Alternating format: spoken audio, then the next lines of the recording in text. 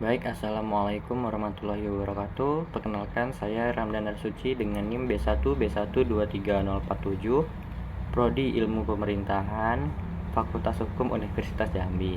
Nah, baik, di sini saya akan menjelaskan tentang materi keuangan desa guna memenuhi tugas dari mata kuliah Tata Kelola Keuangan Pemerintahan. Baik, kita lanjut saja langsung ke materinya. Nah, ini slide yang pertama. Kemudian kita menjelaskan tentang undang-undangnya. Yang pertama yaitu Undang-Undang Nomor 6 Tahun 2014 tentang desa. Semangat transformasi desa itu ada dari masa dulu sampai sekarang. Nah, desa ini sebagai subjek utama dari pembangunan. Nah, kita lihat dari dahulu ya. Nah, dulu keuangan desa merupakan kewenangan daerah yang diserahkan kepada desa atau teori residu. Yang selanjutnya yaitu pembangunan di desa bersifat sentralistik. Nah, itu sentralistik ini menengah atau berpusat ya. Kemudian yaitu pemerintah desa menjalankan tugas yang bersifat administratif. Kemudian penyeragaman bentuk dan corak pembangunan di seluruh desa. Nah, itu dulu. Yang sekarang yaitu desa dituntut untuk inovatif dan kreatif memanfaatkan kebijakan dan potensi. Nah, sekarang di desa didorong mengembangkan berbagai aktivitas dan potensi berbasis kearifan lokal yang produktif dan bernilai ekonomis. Nah, penerapan kearifan lokal ini guna juga untuk bertujuan untuk tidak menghilangkan kayak kearifan lokal itu sendiri dari desa tersebut.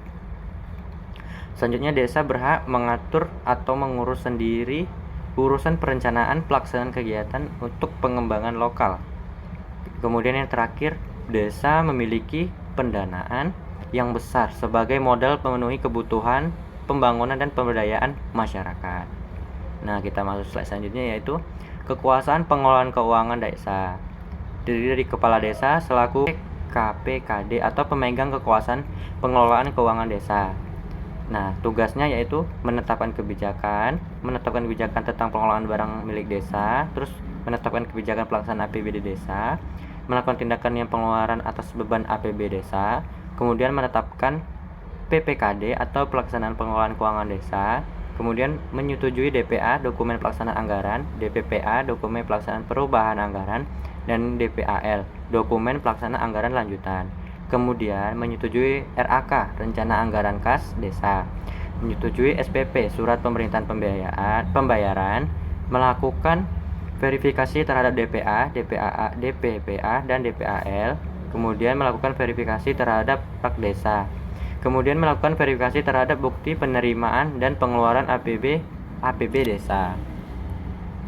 Nah, kita masuk ke slide selanjutnya yaitu pelaksana pengelolaan keuangan desa. Terdiri dari sekretaris desa, kaur dan kasih, kaur keuangan. Kita masuk ke penjelasan yang pertama yaitu sekretaris desa sebagai koordinator PPKD dan tugasnya yang pertama mengkoordinasikan penyusunan dan pelaksanaan kebijakan APBD desa.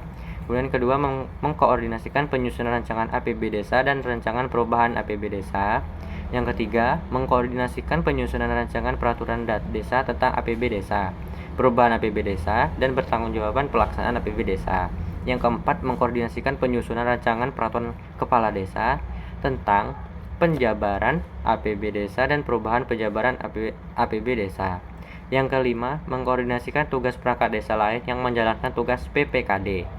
Yang keenam, mengkoordinasikan penyusunan laporan keuangan desa dalam rangka pelaksanaan APB desa. Nah, kita bahas selanjutnya yaitu pelaksanaan keuangan desa tadi. Yang kedua yaitu kaur dan kasih. Kaur tata usaha dalam umum dan kaur perencanaan. Terus kasih pemerintahan, kasih kesejahteraan, dan kasih pelayanan. Nah, di sini terdapat tugasnya. Yang pertama, melakukan tindakan yang mengakibatkan pengeluaran atas beban anggaran belanja sesuai bidang tugasnya. Yang kedua, melaksanakan anggaran kegiatan sesuai bidang tugasnya. Yang ketiga, mengendalikan kegiatan sesuai bidang tugasnya. Yang keempat, menyusun DPA, DPPA, dan DPAL sesuai bidang tugasnya.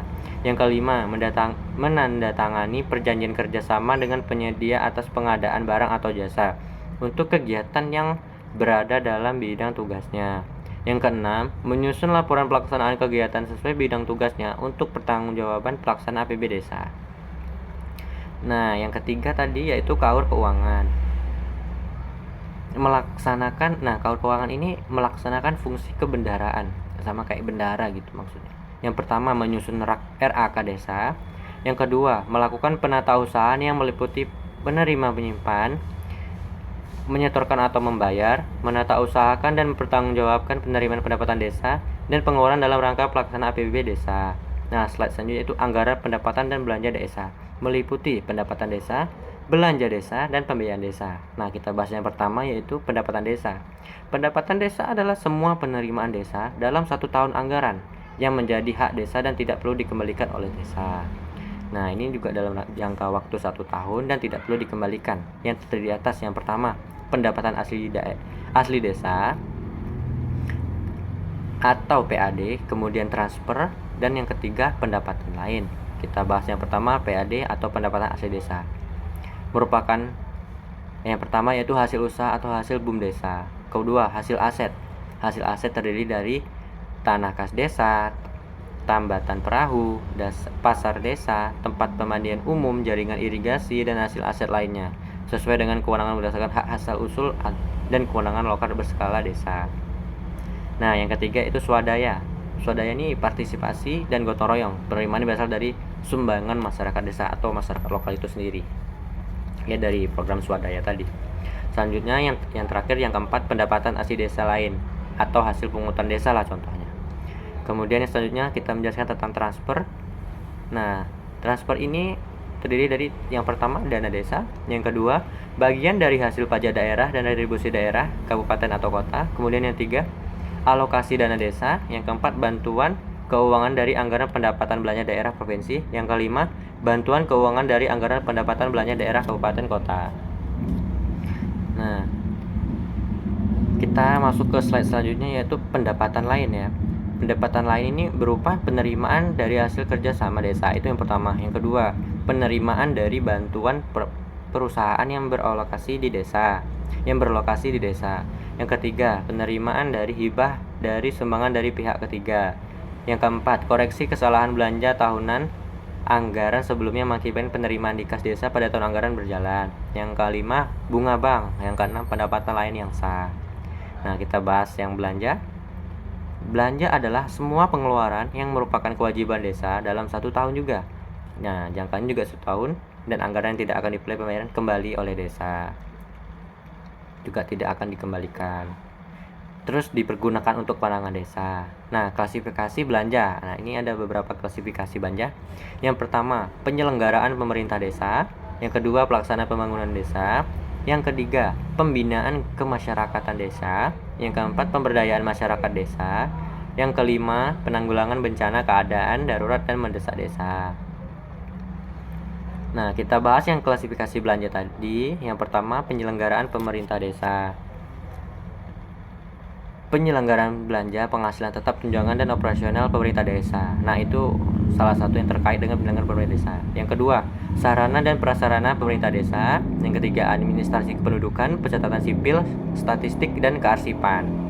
Yang keempat, tata praja pemerintahan, perencanaan, keuangan, dan pelaporan. Yang terakhir yaitu pertahanan. Nah, yang kedua yaitu pelaksanaan pembangunan desa.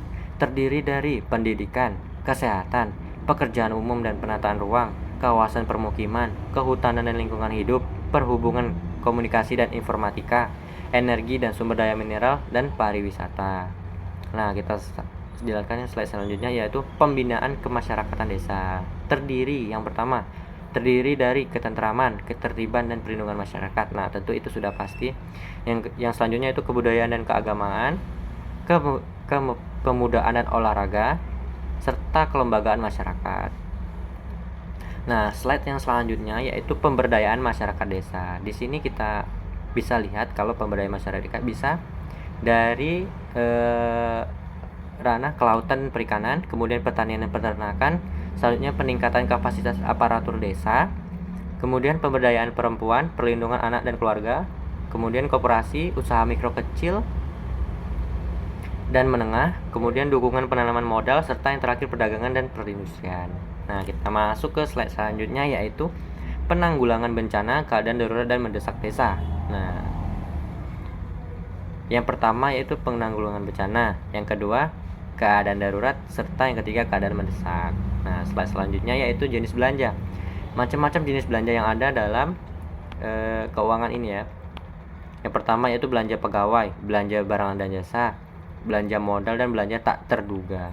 Kita masuk ke penjelasan. Yang pertama yaitu belanja pegawai. Nah, belanja ini dianggarkan untuk pengeluaran penghasilan tetap, tunjangan, penerimaan lain, dan pembayaran jaminan sosial bagi kepala desa dan perangkat desa, serta tunjangan BPD. Nah, selanjutnya yaitu dianggarkan dalam bidang penyelenggara pemerintah desa. Kemudian dibayarkan setiap bulan. Nah, kita masuk ke slide selanjutnya yaitu belanja barang. Belanja barang digunakan untuk pengeluaran bagi pengadaan barang atau jasa yang nilai manfaatnya kurang dari 12 bulan atau 1 tahun. Nah, antara lain untuk yang pertama, operasional pemerintah desa, kemudian pemeliharaan sarana prasarana desa. Selanjutnya kegiatan teknis, kemudian sosialisasi atau rapat atau pelatihan, bimbingan operasional BPD dan yang lainnya. Kemudian insentif rukun tetangga atau rukun warga, dan yang terakhir pemberian barang pada masyarakat atau kelompok masyarakat. Nah, belanja tadi kita masuk yang selanjutnya itu belanja tak terduga, merupakan belanja untuk kegiatan pada sub bidang penanggulangan bencana, keadaan darurat, dan keadaan mendesak yang berskala lokal desa. Nah, ini untuk belanja untuk hal-hal yang tidak bisa kita duga gitu. Nah, yang selanjutnya yaitu pembiayaan. Pembiayaan adalah semua penerimaan yang perlu dibayar kembali dan atau pengeluaran yang akan diterima kembali, baik pada tahun anggaran yang bersangkutan maupun pada tahun anggaran berikutnya. Terdiri dari satu, penerimaan pembiayaan, kedua, pengeluaran pembiayaan. Nah, kita jelaskan yang penerimaan pembiayaan berupa silpa tahun sebelumnya, meliputi pelampauan penerimaan pendapatan terhadap belanja, penghematan belanja, dan sisa dana kegiatan yang belum selesai atau lanjutan.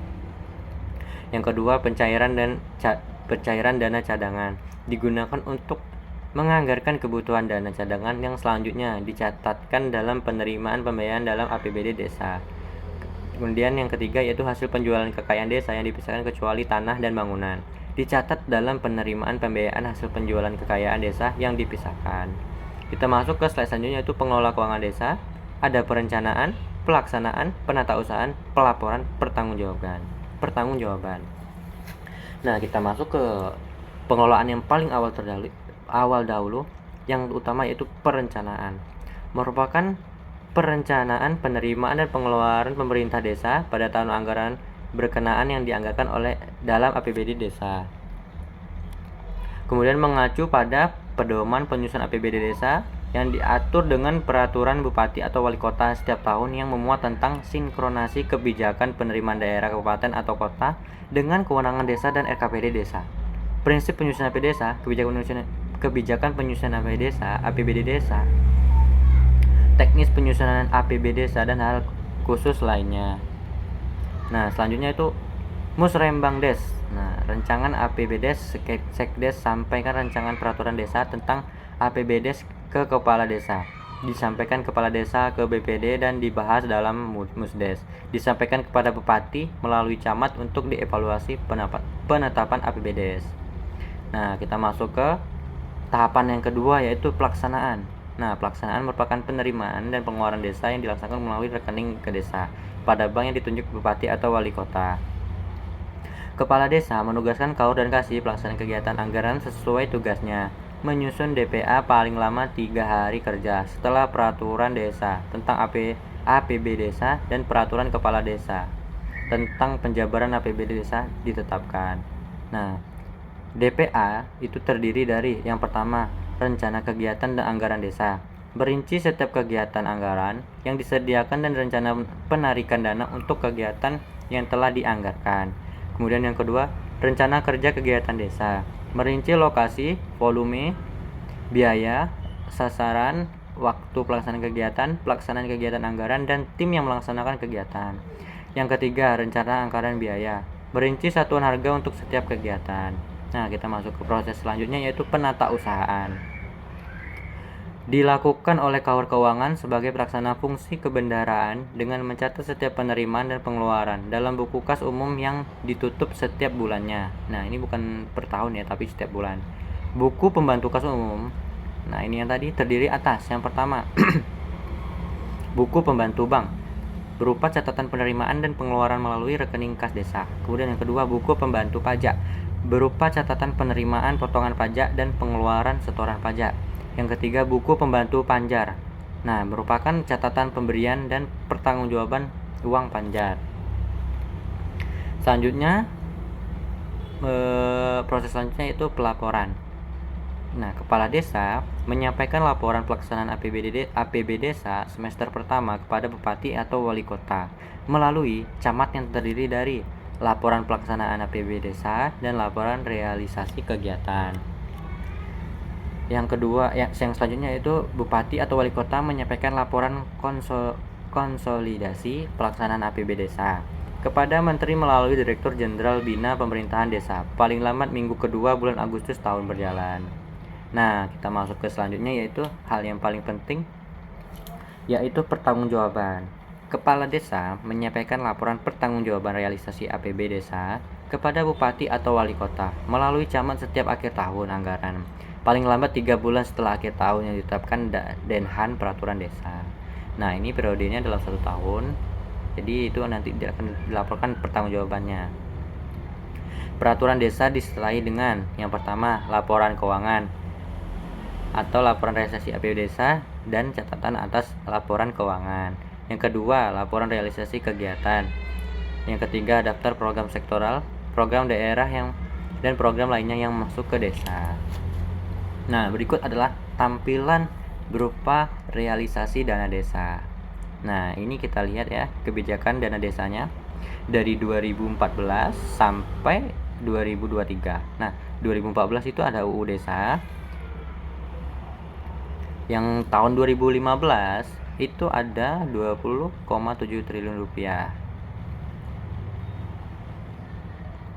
Nah, yang ke tahun 2016 ada 46,98 triliun, yang 2017 ada 60 triliun, yang tahun 2018 60 triliun juga, 2019 ada 70 triliun, yang ke tahun 2020 ada 71 triliun, yang ke tahun 2021 ada 70 triliun, yang tahun 2022 ada 68 triliun, dan yang tahun 2023 yang terakhir yaitu adalah ada 70 triliun. Nah, itu tadi kebijakan dana desa yang terjadi. Dan juga penyerapannya itu sudah terdapat dari persentase persennya. Selanjutnya kita masuk ke pemanfaatan dana desa dari 2015 sampai 2023. Nah, ini kita juga dapat melihat ada menunjang aktivitas ekonomi masyarakat. Nah, ini berbagai bentuk macamnya. Dari jalan desa, jembatan, pasar desa, boom desa, jembatan perahu, embung, irigasi, penahan tanah. Nah, kita geser ke sebelahnya, meningkatkan kualitas hidup masyarakat desanya. Ada sarana olahraga, terus air bersih juga ada, MCK, Polindes, kemudian drainase ya, kemudian PAUD untuk anak-anak berupa kegiatan juga, terus posyandu, yang terakhir yaitu sumur. Nah, itu tadi perkembangannya. Itu sudah juga nampak beberapa unit ya. Nah, selanjutnya kita masuk ke slide selanjutnya yaitu jumlah penduduk miskin di desa. Nah, dari tahun 2015 sampai 2023 ini mengalami penurunan. Nah, dari 17,94% sampai ke 14,16%. Nah, itu merupakan penurunan dari jumlah penduduk miskin di desa. Nah, kemudian ini juga ada pembahasan tentang indeks desa membangun 2022. Nah, selanjutnya ada masalah korupsi. Di sini kita bisa melihat bahwa korupsi tertinggi terjadi pada dana desa. Nah, dana desa itu menjadi puncak dari korupsinya. Kemudian pemerintahan, pendidikan, transportasi, sosial masyarakat, perbankan, kesehatan, pertahanan, pengairan, dan perdagangan. Nah, selanjutnya korupsi dana desanya. korupsi dana desa tahun 2015 sampai 2021 ya, sudah dapat nih.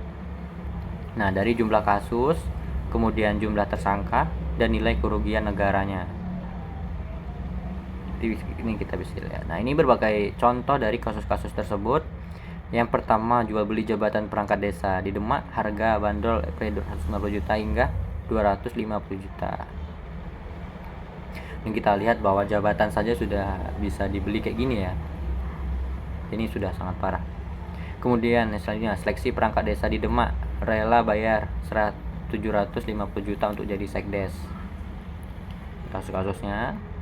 Terus yang selanjutnya itu 13 kasus korupsi serat perangkat desa di Jambi. Ini langkah jadi agar tidak terulang lagi. Nah, kita bisa melihat bahwa dari program otonomi khusus atau otonomi daerah ini, salah satu faktor masalahnya itu korupsi.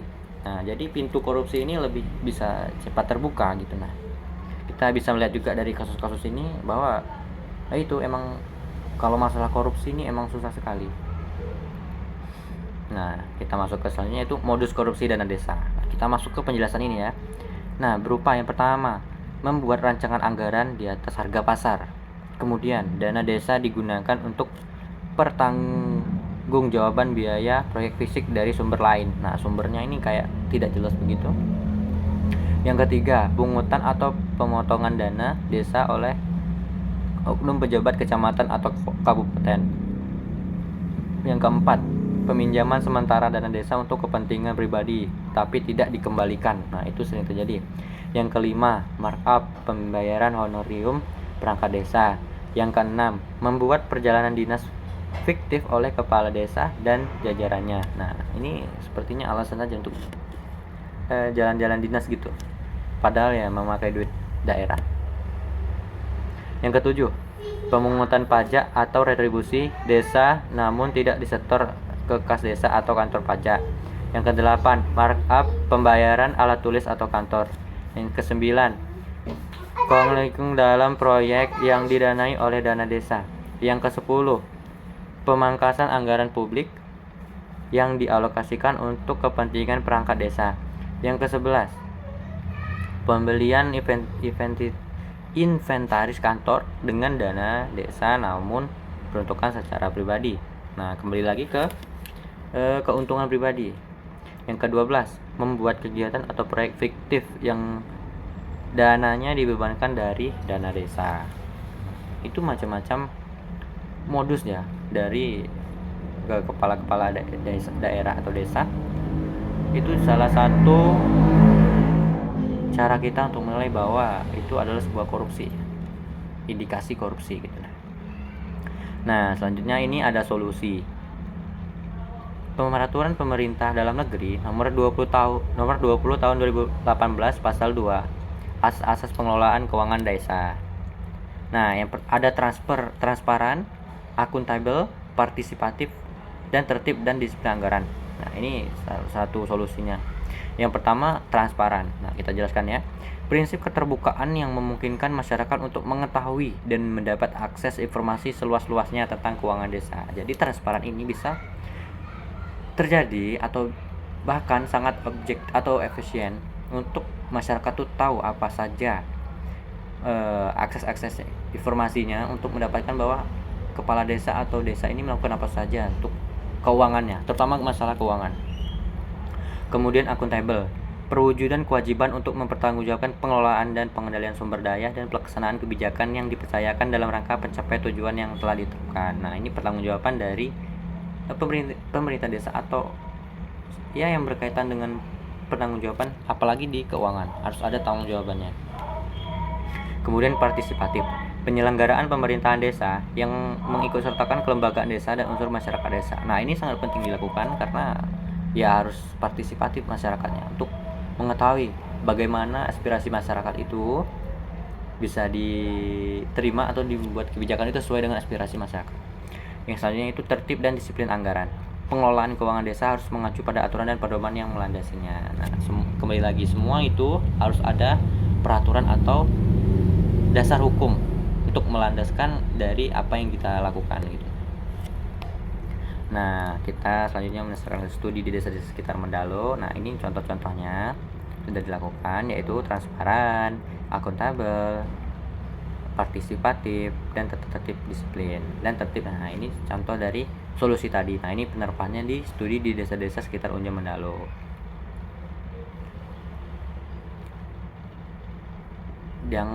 Ini ada juga pernyataan bahwa menggugurkan kewajiban bukan untuk pelayanan gitu. Kita lanjut ke upaya apa yang harus kita lakukan. Nah, yang pertama, kita harus melakukan peningkatan kapasitas SDM. Nah, itu kita bisa lihat ya, SDM itu menjadi sangat penting apabila kita ingin melihat masalah-masalah yang terjadi di desa, atau ya kita lihat dalam sehari-hari lah, SDM gitu. Nah di sini kan kita membahas tentang masalah korupsinya. Jadi sumber daya manusianya itu harus kita tingkatkan lagi, kita biar tahu, bisa memahami dengan berbagai macam, dan bisa supaya hal-hal masalah-masalah di desa itu tidak terjadi lagi. Nah, salah satunya korupsi dari peningkatan SDM. Kemudian digitalisasi. Nah, kita tahu sendiri kemajuan teknologi sekarang, bagaimana pentingnya faktor dari digitalisasi dalam membantu pekerjaan mungkin atau yang lainnya. Kemudian penguatan lembaga pengontrol desa. Nah, kita balik ke digitalisasi tadi. Digitalisasi tadi juga menjadi sebuah solusi untuk mempermudah dari proses yang dilakukan oleh di desa, mulai administrasi atau bahkan yang lainnya. Nah, selanjutnya yaitu penguatan lembaga pengontrol desa. Nah, lembaganya kita harus perkuat supaya desa ini dapat terkontrol dengan baik. Dari tadi penguatan lembaga pengontrol desa ini kita masuk ke SDM-nya juga gitu. Nah, kalau SDM-nya baik, lembaga desanya juga baik. Nah, kalau SDM-nya tidak baik, tentu lembaganya juga tidak baik. Itu. Baik, terima kasih. Itu saja penjelasan dari materi penjelasan saya dari materi keuangan desa. Nah, maaf jika ada kesalahan dalam perkataan atau pesan. Saya akhiri dengan wassalamualaikum warahmatullahi wabarakatuh.